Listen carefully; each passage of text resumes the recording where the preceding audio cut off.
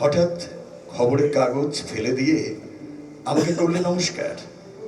সমাজবিধির পথ গেল খুলে। আলাপ করলেন শুরু, কেমন আছো, কেমন চলছে সংসার ইত্যাদি।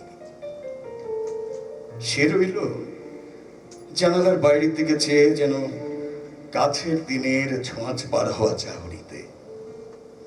দিলে অত্যন্ত ছোট দুটো একটা জবাব, কোনোটা বা দিলেই না।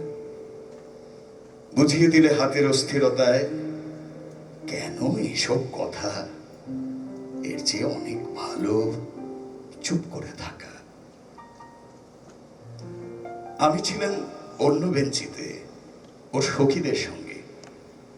এক সময় আঙুল নেড়ে জানালে কাছে আসতে মনে হলো কম সাহস নয়।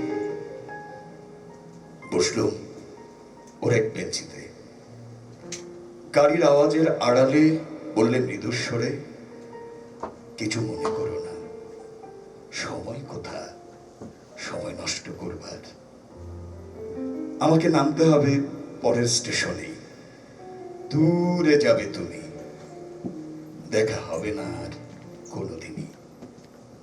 তাই যে প্রশ্নটার জবাব এতকাল থেমে আছে, শুনবো তোমার মুখে, সত্য করে বলবে তো? আমি বললাম, বলবো।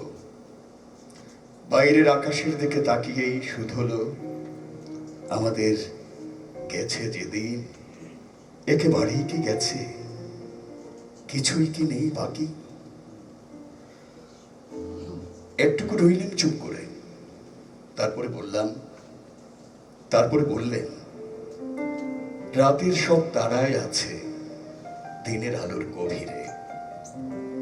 খটকা লাগলো, কে জানি বানিয়ে বললেন নাকি। ও বললে, থাক, এখন যাও ওদিকে। সবাই নেমে গেল পরের স্টেশনে, আমি চললেন একা।